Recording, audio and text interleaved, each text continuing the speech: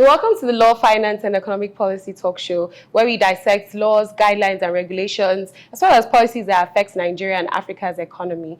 We decided to carve out a segment where we look into the lives of lawyers that are contributing their quota towards economic development. On today's episode, we have a very important guest. Her name is Iyiola Oyefeso. She's the Group Head Legal Services at the prestigious AA&R Investment Group. AA&R Investment Group is an investment group that has a diversified portfolio of investments in different sectors. Iyiola comes with over 14 years experience as a trusted business advisor with experience in corporate law, compliance, corporate governance, and she's also known for her footprint in terms of mentoring younger lawyers, in the industry. So it's really good to have you here today. We're really honored to have you. Thank you for having me, Chinoye. You're welcome. So we'll just go right into the questions. We just want to know a bit about you and what you do, just generally in terms of your career and how you arrived at where you are today. Okay. So you've already given a bit of an introduction about myself. I won't be repeating that. But I will start with my career trajectory. I started, I knew that I was going to become a lawyer as far back as when I was 4 years. Wow. Very interested. And how did I know that? My dad always insisted. Okay, my late dad was a lawyer. Okay. Right?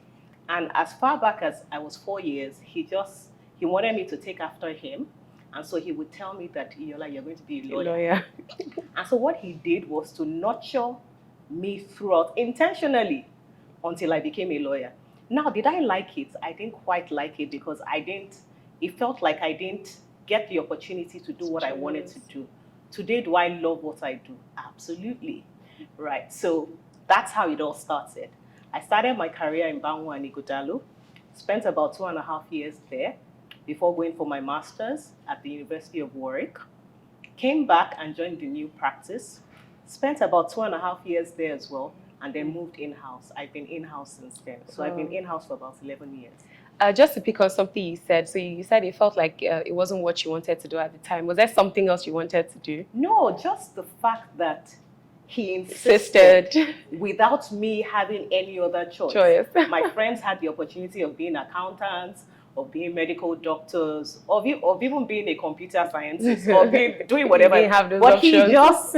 he picked up my JAM form, filled the forms, did everything. So yeah, I didn't like that I didn't have an option, but do I like what I'm doing right now today? I love it. Okay, so at what point did you have the realization that, I actually like this?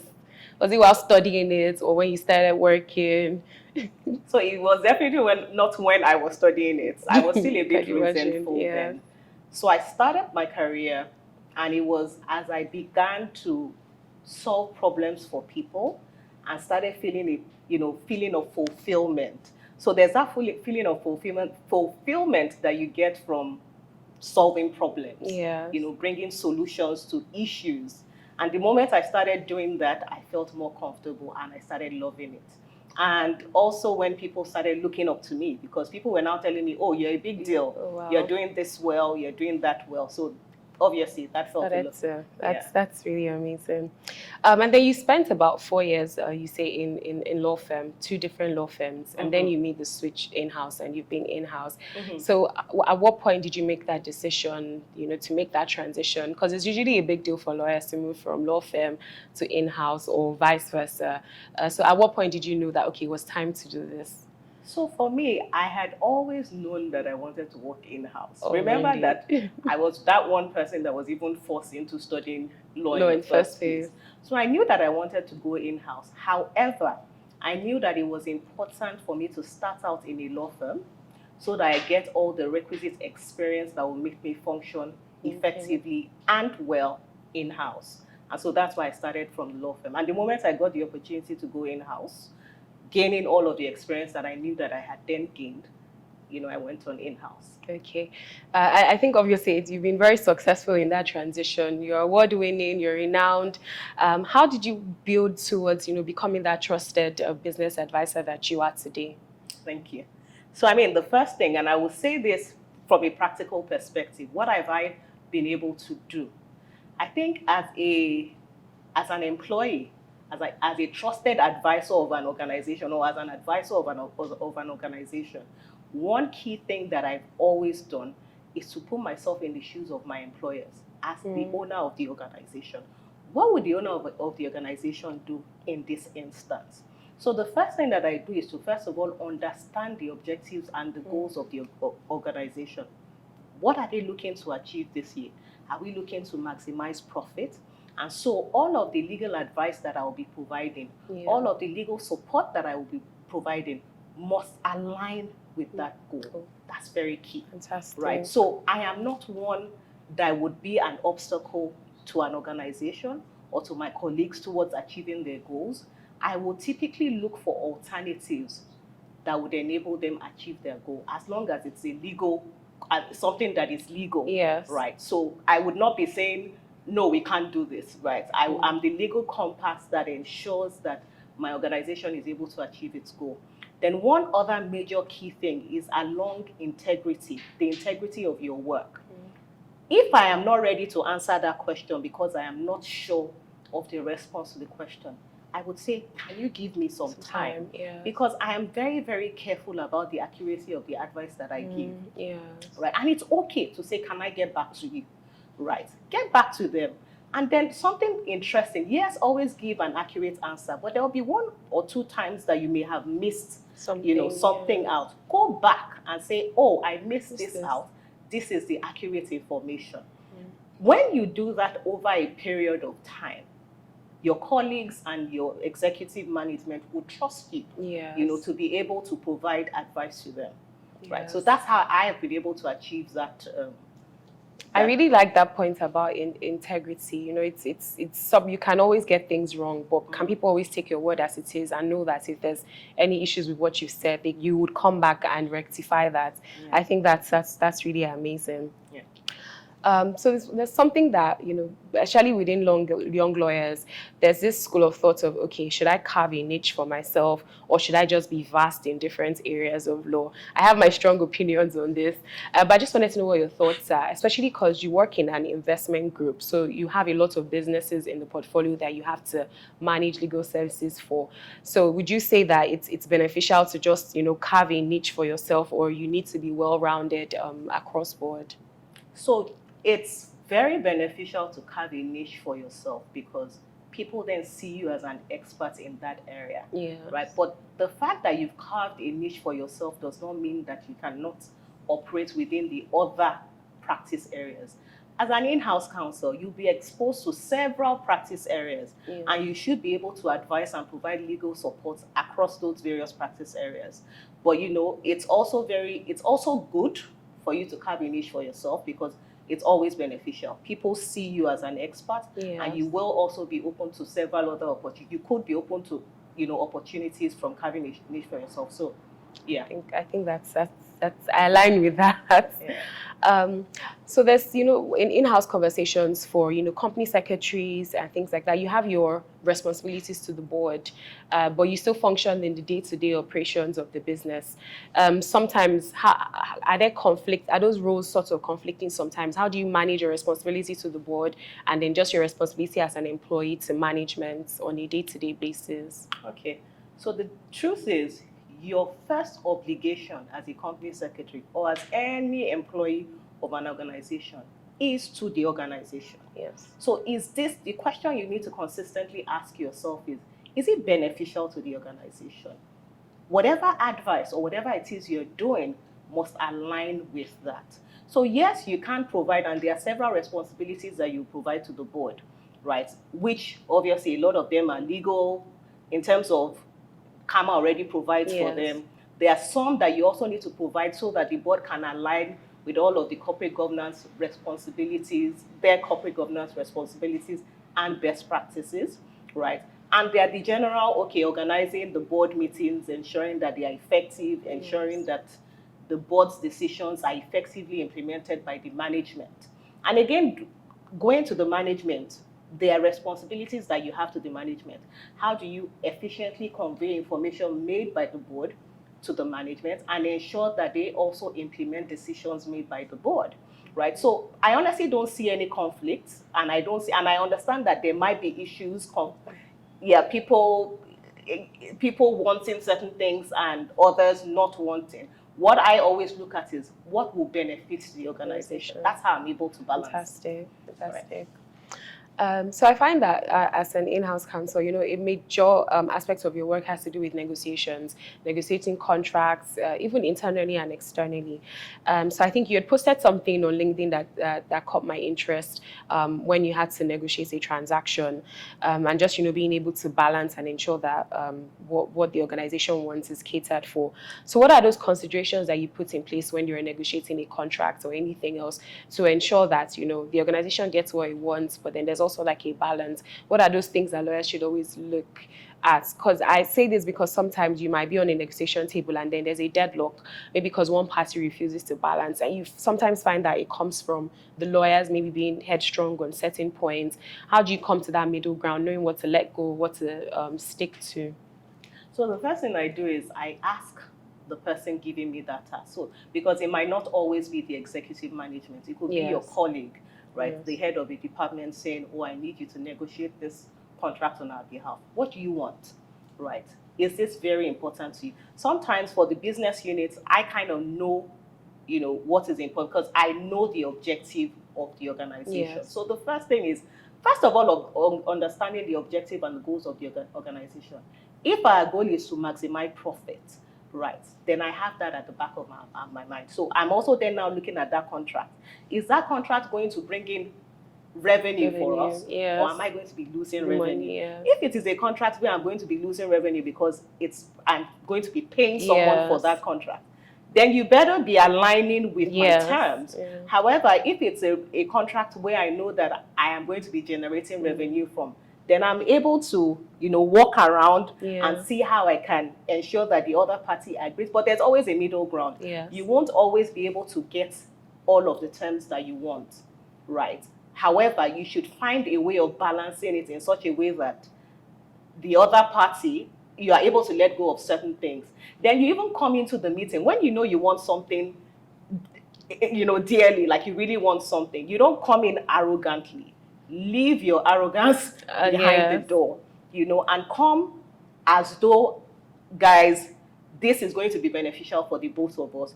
You probably need our services. Well, we're happy to serve you. This is what we're able to do. So come and build a relationship with your other party, right? So those are kind of some of the things that I look at. You can't be arrogant. You can't have your ego get the better of you on a transaction or on a negotiation table where you feel like you want that contract again. So like I said earlier, depending on the scenario, right, I determine what I do. If I know that I'll be losing revenue and be expending money, I want to be able to protect myself. But generally, what I look at when I'm negotiating is, because my own organization is looking to maximize profit, what are the terms that would enable us save costs? What are the terms that will enable us generate revenue? What are the terms in there that will enable us get our revenue paid promptly?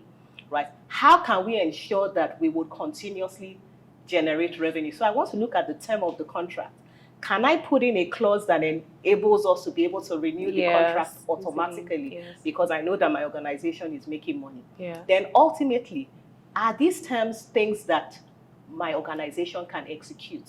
Are the obligations in there things that we can execute? So those are the kind of things that I want to look at when I'm negotiating the contracts, right? But like you rightfully said, or I had said earlier, in all of these things, it's not a time to let your ego get the best of you, particularly depending on what side of the table you're at, right? So that's what I would say. So I'll just summarize that you need to know who has the bargaining power in every transaction. So just to deviate on that point, I want to touch on working with external counsel, like law firms, in transactions or negotiations. You might have a full grasp of the objectives of the business, but sometimes they don't. So sometimes they miss that mark. So are you able to effectively work with external counsel to communicate the needs of the business to ensure that in whatever advice that they're providing, they take that into consideration? The first thing is to let them know what the needs of the business is or are. Right, let them know what the objective is on this particular transaction, and how are you able to help us with your legal advice, achieve that objective. So I understand that you have that legal knowledge, which is fantastic, just like I do. Yes. However, I would also want you to be able to provide that legal support so that we are able to achieve our objectives. And you can come to me and tell me that, oh, we're not able to do this because this is not just doable. You would need to, what I would expect from my external counsel is to provide to me an alternative solution or alternative solutions, right? So that essentially. Fantastic. So you're at the stage of your career, the group legal of the organization. You have to build your team. Obviously, you need the support and all that. So what are the traits that you look for when building your team? Because obviously the team is crucial to the success of the organization. So what things do you look out for that maybe lawyers are looking to go in-house can also start to build in themselves? So depending on the stage of the person I'm looking to recruit, if it's an entry-level person, the level of knowledge that I would expect from that entry-level person would certainly be different from someone who is coming in as a legal manager, right? But overall, I would expect some level of knowledge from them. I would expect that you are willing to learn. That is so key, right? That is so key.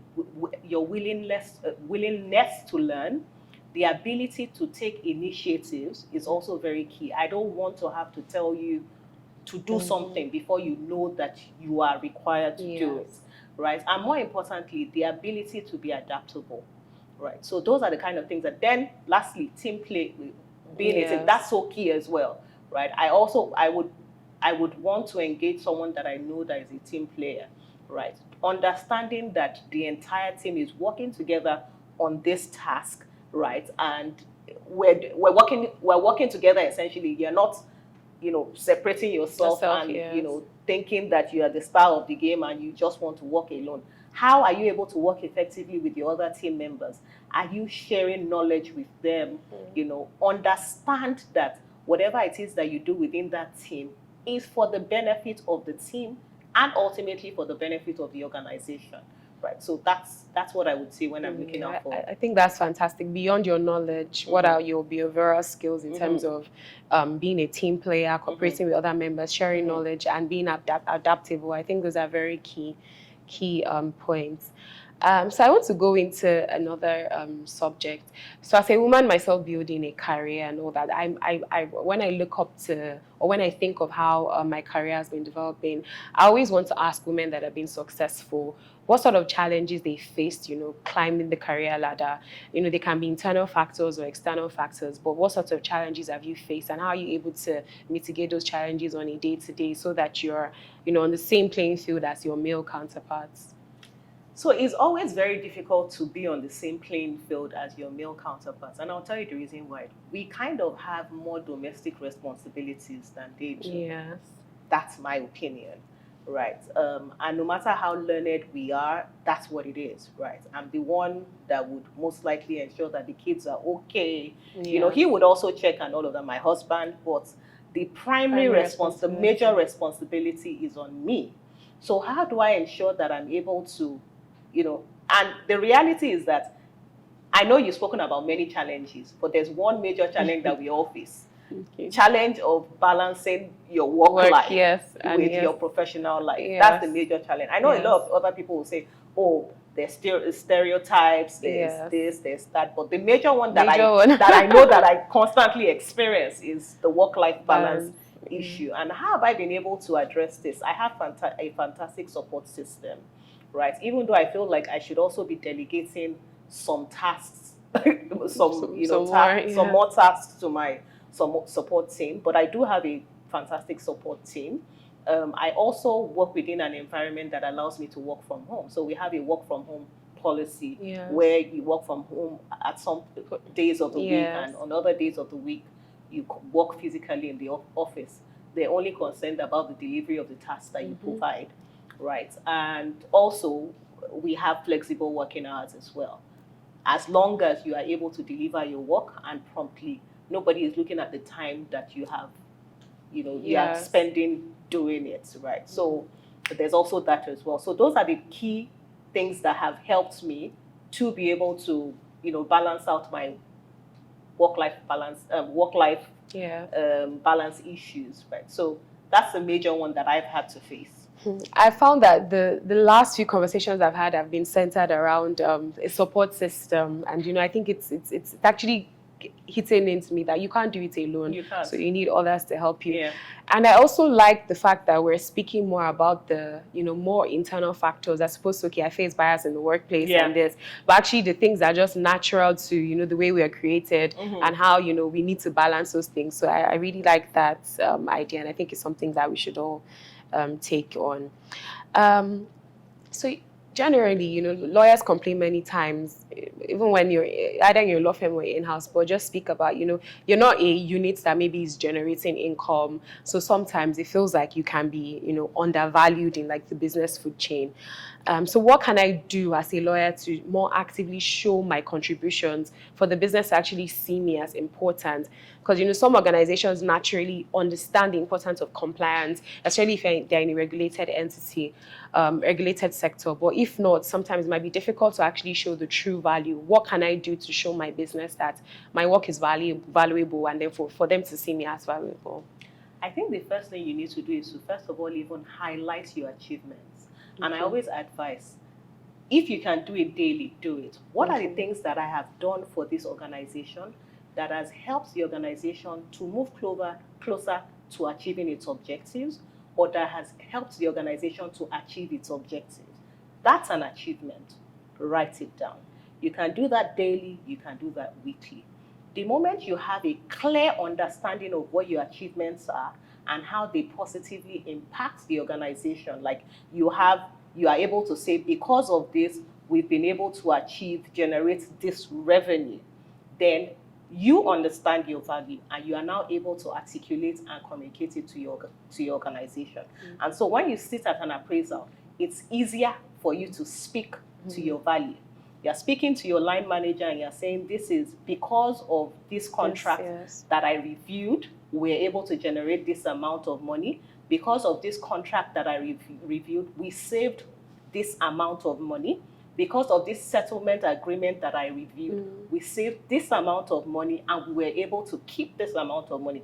That's how you show value. And that's how they are now able to see, and that's how you are able to, it makes it easier to ask for a raise once you are able to show that kind of value to your organization, because you are telling them that these objectives, I have provided support, and this is the way that I've been able to provide support to enable you achieve your objectives. That's fantastic. I'm taking this point. So there's a brain drain in Nigeria generally, and it's affecting all sectors, even the legal sector. Very specifically, I've experienced it myself. But there are a few people that are resilient and believe that there's something there's a career line for them here, or there's something for them to contribute. You're here, we're functioning, you're serving the Nigerian market. What is your advice for maybe lawyers that feel like I want to stay here, but I don't see much for myself?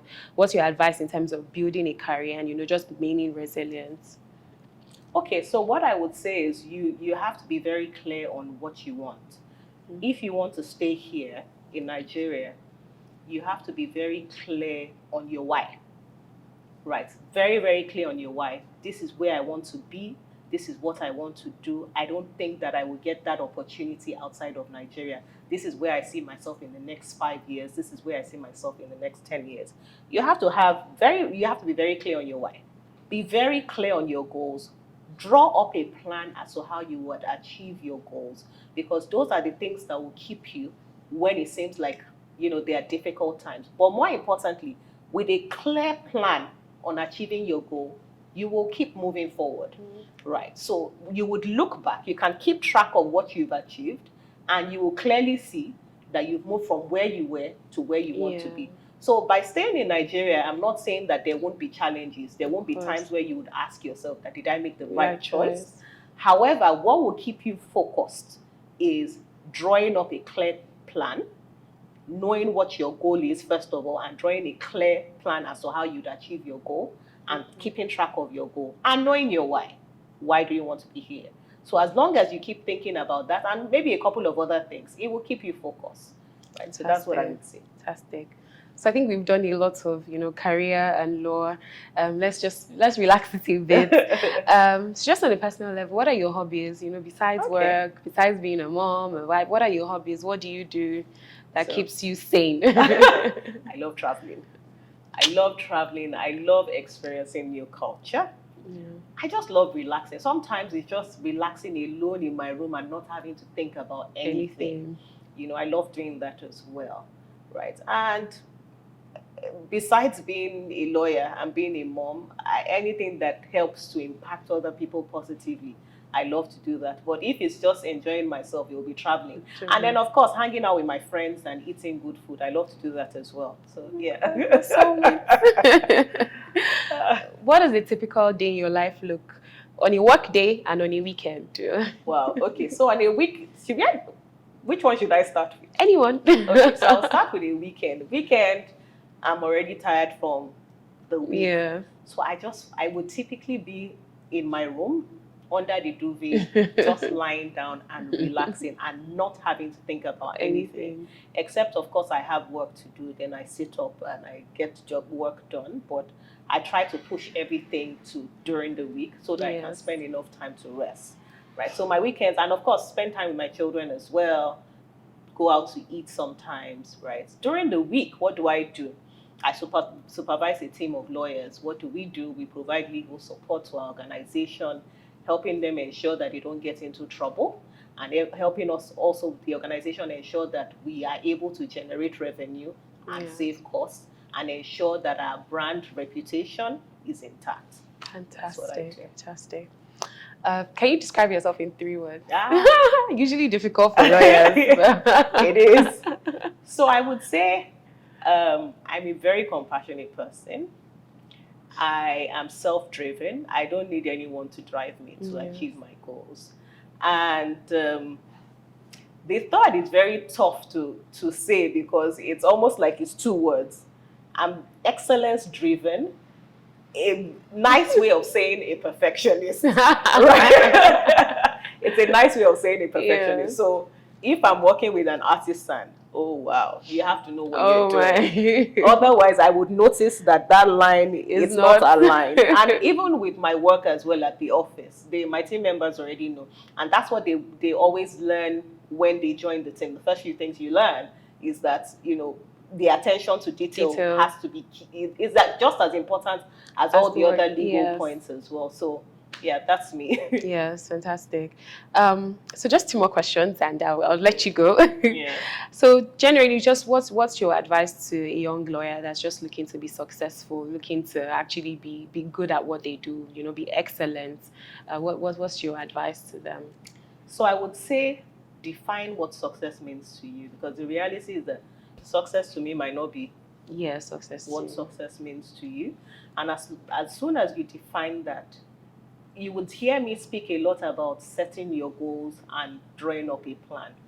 That is so important. It makes it very easy to achieve your goals because you have a plan, and on a day-to-day basis, you are able to follow, maybe weekly basis, you are able to follow, how far you've gone, right, towards achieving your goal, which of course translates to whatever success means to you, right? And another thing, for a lawyer, my own goal, I have my personal goals, and they are tied to so many things. I know that I have to continuously learn, right? That is key. And how do you continuously learn?